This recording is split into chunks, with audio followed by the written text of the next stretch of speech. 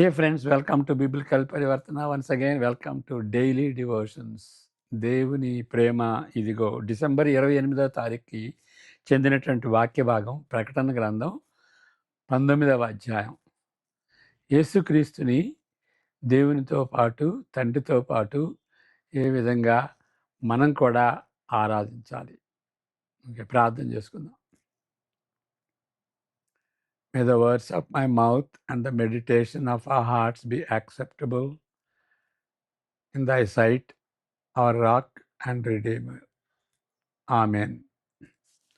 19వ అధ్యాయం ప్రకటన గ్రంథం. దానిలో 2 భాగాలు ఉన్నాయి. మొదటి భాగం ముందు చదువుకుందాం, తర్వాత చదువుకుందాం.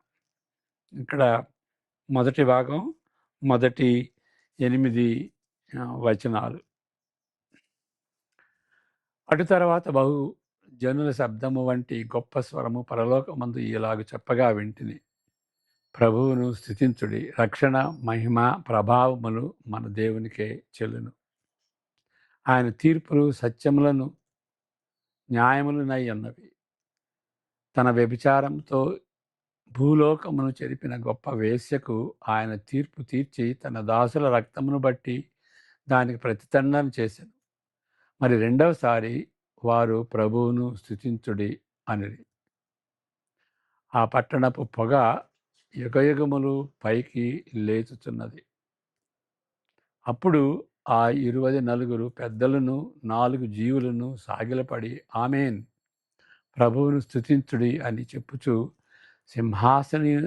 సింహాసనాసీనుడగు దేవునికి నమస్కారము చేయుడి.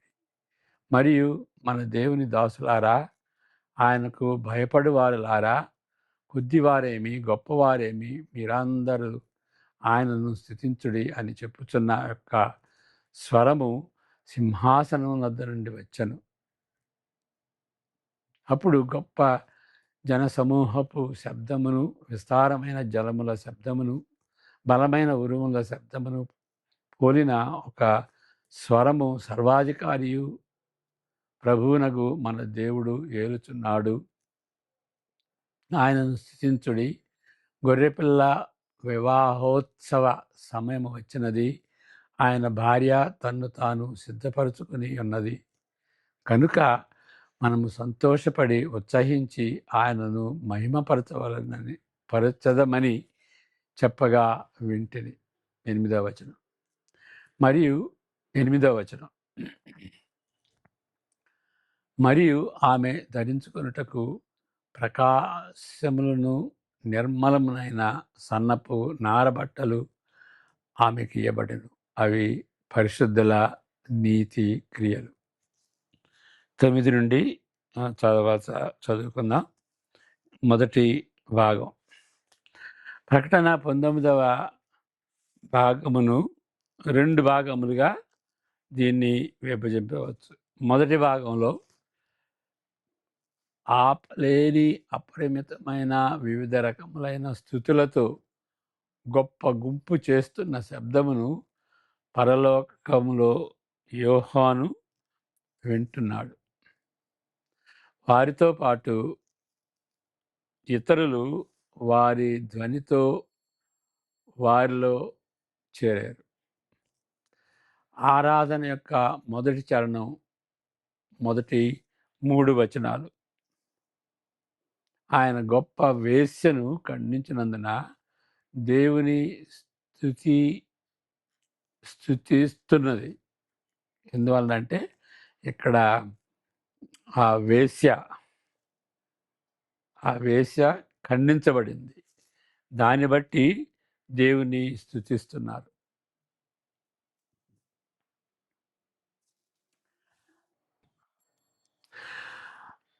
తద్వారా ఆయన తీర్పుల యొక్క సత్యమును న్యాయమును ప్రదర్శిస్తుంది. 2వ వచనాలు అంటే దేవుని సంఘానికి వ్యతిరేకంగా ఉన్నటువంటి వాళ్ళని తీర్పు చేస్తే దేవునికి స్తుతి. ఎందుకంటే న్యాయ తీర్పు తీరుస్తున్న దేవుడు కాబట్టి, ఆయన అలాంటి దేవుడు కాబట్టి, నీతి న్యాయములకు చెందినటువంటి దేవుడు కాబట్టి దాన్ని ఆ విధంగా దేవుని స్తుతిస్తున్నారు. సత్యమును, న్యాయమును న్యాయం దానిలో కనిపిస్తుంది దేవునిలో. కాబట్టి దాన్ని బట్టి దాన్ని దృష్టిలో పెట్టుకుని వాళ్ళు దేవుని స్తుతిస్తున్నారు. ఈ చరణము ఒక పల్లవిని పురికొల్పుతున్నది. ఏమని? హల్లెలూయా! ఆ పట్టణపు పొగ యుగయుగములు పైకి లేచుతున్నది. సింహాసనము చుట్టూనున్న పెద్దలు అధికారిక ఆమోదమును తెలుపుచు ఆరాధనలో వాళ్ళు కూడా పాల్గొన్నారు. 4వ వచనం. సింహాసనము నుండి ఒక స్వరము స్తుతించుడి అని దేవుని సేవకులందరినీ ప్రోత్సహించినట్టుగా మనం చూస్తాం.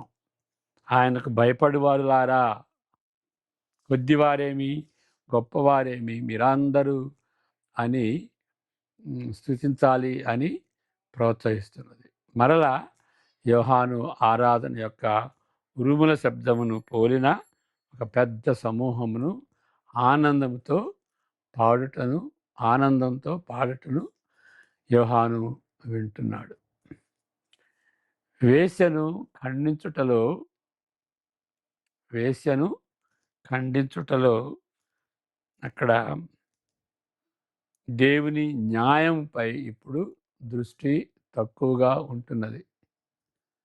అంటే ఇక్కడ స్థుతి ఏ విధంగా అంతకుముందు దేవుడు బబిలోన్ని ఖండించాడు, న్యాయం తీర్చాడు అనేటువంటి దాని నుండి ఇప్పుడు సర్వాధికారియగు దేవుడు, సర్వాధికారియు ప్రభువునగు మన దేవుడు పాలన యొక్క స్వచ్ఛమైన మహిమపై కేంద్రీకరించబడింది. ఇప్పుడు రాబోయే గొర్రెపిల్ల వివాహోత్సవంపై ఎక్కువగా దృష్టి పెట్టబడింది.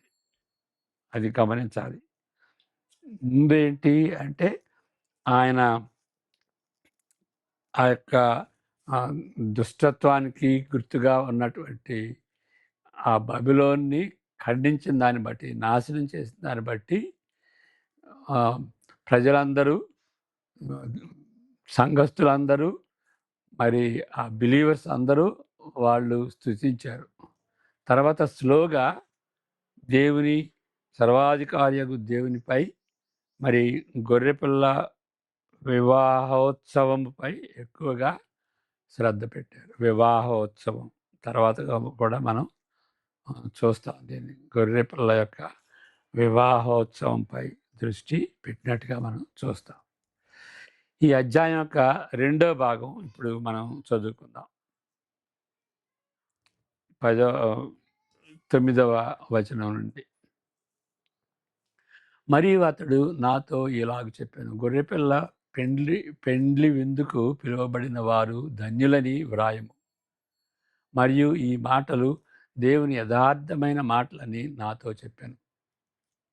అందుకు నేను అతనికి నమస్కారం చేయుటకై అతని పాదముల ఎదుట సాగిలపడగా అతడు, వద్దు సుమి, నేను నీతోనూ యేసును గూర్చిన సాక్ష్యము చెప్పు, నీ సహోదరులతోనూ సహదాసుడను దేవునికే నమస్కారం చేయము.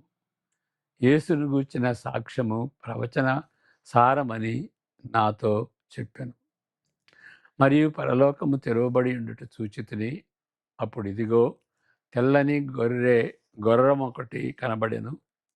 తెల్లని గుర్రం ఒకటి నాకు కనబడెను. దాని మీద కూర్చుండన వాడు నమ్మకమైన వాడును, సత్యవంతుడును అను నామము గలవాడు. ఆయన నీతిని బట్టి విమర్శ చేయొచ్చు యుద్ధము జరిగించుతున్నాడు. ఆయన నేత్రములు అగ్నిజ్వాల వంటివి. ఆయన శిరస్సు మీద అనేక కిరీటములుండెను. వ్రాయబడిన ఒక నామము ఆయనకు కలదు. అది ఆయనకే గాని మరి ఎవరికిని తెలియదు. రక్తములో ముంచబడిన వస్త్రము ఆయన ధరించుకొని ఉండెను. మరియు దేవుని వాక్యము అను నామము ఆయనకు పెట్టబడి ఉన్నది. పరలోకమందున్న సేనలు శుభ్రమైన తెల్లని నారబట్టలు ధరించుకొని తెల్లని గుర్రములెక్కి ఆయనను వెంబడించుచుండిరి. జనములను కొట్టుటకై ఆయన నోట నుండి వాడిగల ఖడ్గము బయలు వెడలుచున్నది. ఆయన ఇనుపదండముతో వారిని ఏలును. ఆయనే సర్వాధికారియగు దేవుని తీక్షణమైన ఉగ్రత అను మద్యపు తొట్టి త్రొక్కును. రాజులకు రాజును ప్రభులకు ప్రభువును అను నామము ఆయన వస్త్రము మీదను తొడ మీదను వ్రాయబడి ఉన్నది. మరియు ఒక దూత సూర్యబింబములో నిలిచి ఉండుట చూచితిని.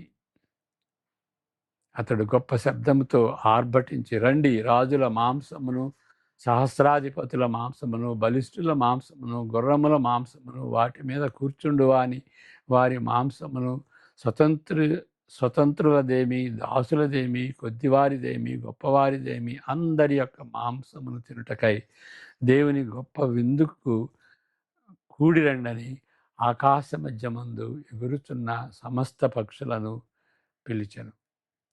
మరియు ఆ గుర్రము మీద కూర్చున్న వానితోనూ ఆయన సేనతోనూ యుద్ధము చేయుటకై ఆ క్రూర మృగమును, భూరాజులను, వారి సేనలను కూడి ఉండగా సూచితిని.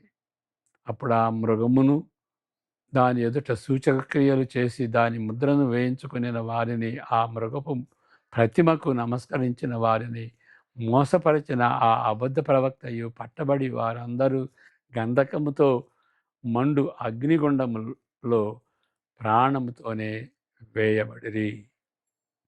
కడమవారు గుర్రముల మీద కూర్చున్న వాని నోట నుండి వచ్చిన ఖడ్గము చేత వధింపబడిరి. వారి మాంసమును పక్షులన్నీ కడుపారా తినెను. రైట్. ఈ విధంగా మరి దేవుని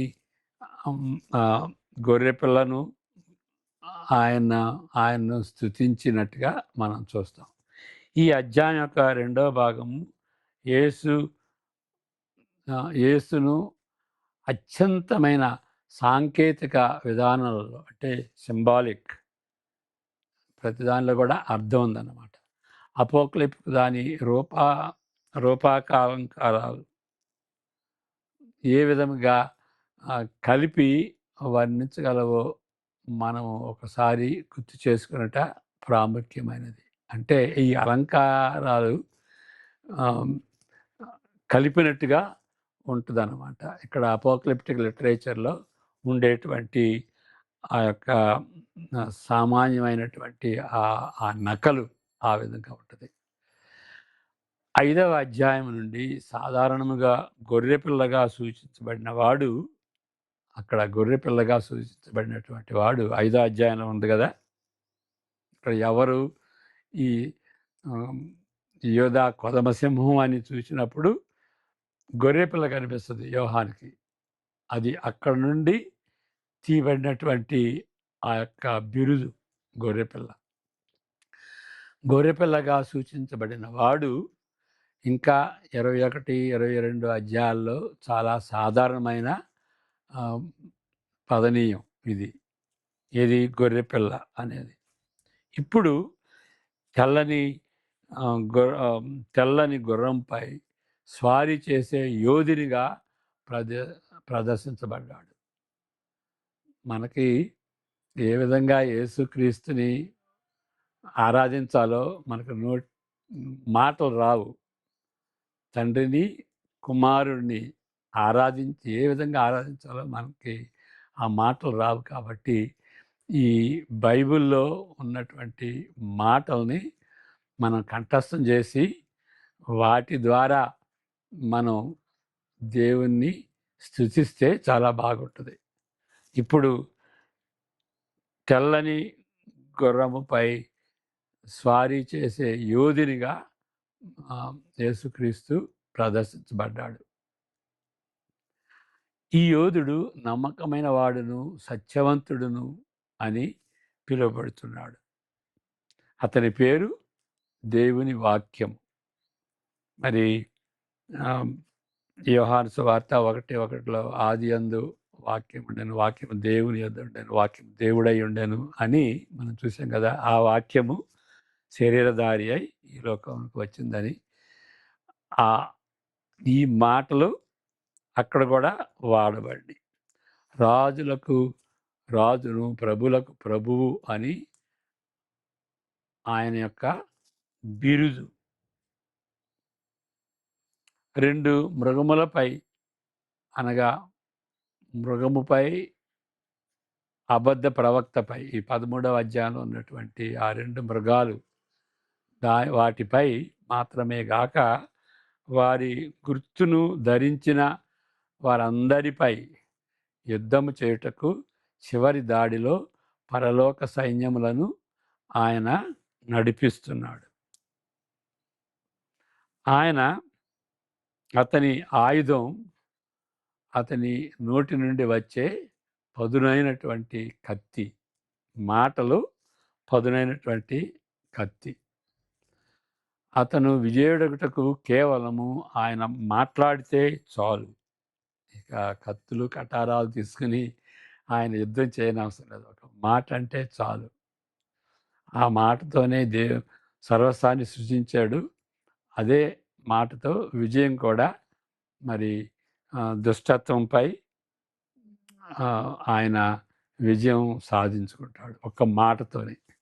సర్వాధికారియగు దేవుని తీక్షణమైన ఉగ్రత అను మద్యపు త్రొక్కువాడు ఆయనే. ఈ విధంగా 13, 19, 20 వచనాల్లో భయంకరమైన చిత్రాన్ని 14వ అధ్యాయంలో ఉన్నటువంటి భయంకర చిత్రాన్ని జ్ఞాపకం చేస్తుంది. ఓకే, మద్యపు త్రొట్టులో త్రొక్కువాడు అంటే తీర్పు తీర్చేటువంటి వాడు ఆయనే.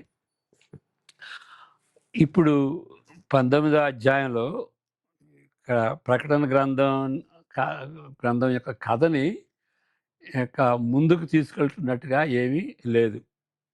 ఒక కోణంలో ఈ అధ్యాయము ప్రకటన గ్రంథం యొక్క కథను ముందుకు తీసుకువెళ్ళదు. ఆ విధంగా చేయటానికి ప్రయత్నిస్తూ కూడా గొప్ప వేశ్యను దేవుడు నాశనం చేయనని, మృగము యొక్క గుర్తును ధరించిన వారు దేవుని కోపాగ్నిని ఎదుర్కొనవలనని మొదలైనవి మనకు ఇప్పటికే చెప్పబడినవి. కానీ ఈ అధ్యాయంలో ఈ గ్రంథం యొక్క కథానికి కలుపుతున్నది ఏంటి అని అంటే అది చాలా ముఖ్యమైనటువంటి సంగతి. అదేంటి అంటే సర్వస్వము దేవుని కంట్రోల్లో ఉన్నది, నియంత్రణలో ఉన్నవి. సమస్తము చెడు అంతటిపై ఆయన న్యాయ తీర్పును బట్టి ఆయనను స్తుతించాలి. అది ఇక్కడ చెడు అంతటిపై ఆయన తీర్పు న్యాయమైన తీర్పును బట్టి, అంటే తీర్పు ఎప్పుడు కూడాను దేవుని యొక్క తీర్పు న్యాయమైన తీర్పు. దాన్ని బట్టి దేవుని స్తుతించాలి. అంటే మనం మామూలుగా దేవుని ఎట్లా స్తుతిస్తాం? ఆయన సర్వలోకాన్ని సృజించాడు, సర్వలోకాన్ని మాట ద్వారా శూన్యాన్ని నుండి సృజించాడు అని మనం స్తుతిస్తాం. మరలా ఆయన సర్వ సృష్టిని పోషిస్తున్నాడు అని స్తుతిస్తాం. మరలా ఆయన ఉద్ధరిస్తున్నాడు, రక్షిస్తున్నాడు ప్రజల్ని అని స్తుతిస్తాం. ఇక్కడ ఏంటి అంటే ఆయన న్యాయ తీర్పును బట్టి కూడా ఆయన్ను స్తుతిస్తాం అనేటువంటిది ఒక స్థితిలో ముందడుగు వేసినట్టుగా ఉంటుంది. చివరికి అన్ని వ్యతిరేకతలను నాశనం చేసే మధ్యవర్తి యేసుక్రీస్తు తప్ప మరి ఎవరు కాదని ఆహ్లాదకరంగా చెప్పబడిన సత్యములు. ఓకే, ఇక్కడ యేసుక్రీస్తు తప్ప తీర్పు తీసేది మరి ఎవరు లేరు. అందువలన యేసుక్రీస్తు కూడా అంటాడు యోహాను సువార్త 5వ అధ్యాయంలో, తండ్రి సర్వ తీర్పును నా హస్తాలకి అప్పగించాడు అని. కాబట్టి రక్షించేది ఆయనే, తీర్పు తీర్చేది ఆయనే. ఆయన ద్వారానే సర్వ సృష్టి కలిగింది. ఆయన లేకుండా ఏది కూడా సృజించబడలేదు అని మనం యోహాను సువార్త 1వ అధ్యాయంలో చూస్తుంటున్నాం. అంతేకాదు హెబ్రీ 1:3లో కూడా మనం చూసేది ఏంటంటే ఆయన ద్వారానే సర్వ సృష్టి కూడాను నిర్వహించబడింది. ఆయన మాట ద్వారా నిర్వహించబడింది. కాబట్టి ఇవన్నీ కూడాను through the agency of Jesus Christ God the father is performing all these things. సృష్టి కానీ, సృష్టి నిర్వహణ కానీ, రక్షణ కానీ, తీర్పు కానీ. అంటే ఆయన కాకుండా మరి ఏది ఉండదు. కాబట్టి ఇప్పుడు దాని అర్థం ఏంటి అని అంటే, ఆయన తీర్పు తీరుస్తాడు. యేసుక్రీస్తు తీర్పు తీరుస్తాడు. ఆయన మాట ద్వారా తీర్పు తీరుస్తాడు. విజయం సంపాదిస్తాడు. కాబట్టి ఆయన నమ్మండి. కాబట్టి ఆయనకు లోబడి ఉండండి. కాబట్టి ఆయన్ని స్తుతించండి అనేటువంటి ఇంప్లికేషన్ అన్నమాట. ఆయన అర్థం చేసుకోవాలి. అంతేగాక ఇవన్నీ అపోకలిప్టిక్ యొక్క అద్భుతమైన భాషలో మాత్రమే గాక ఉత్సాహభరితమైన ప్రశంసలతో స్తుతించే నాలుకతో వ్యక్తపరచబడుతుంది. ఈ గ్రంథమును చదువుతున్న మనం కూడా చూపుతో గాక విశ్వాసంతో మనం దేవుని స్తుతించాలి. అంటే చూపుతో గాక అంటే ఇంకా పరలోకంలో చూస్తాం, ఆయన్ని సొంతగా చూస్తాం, డైరెక్ట్గా చూస్తాం. కానీ ఇప్పుడు మనం పరలోకానికి వెళ్ళక ముందు విశ్వాసంతో ఆయన్ని స్తుతిస్తాం.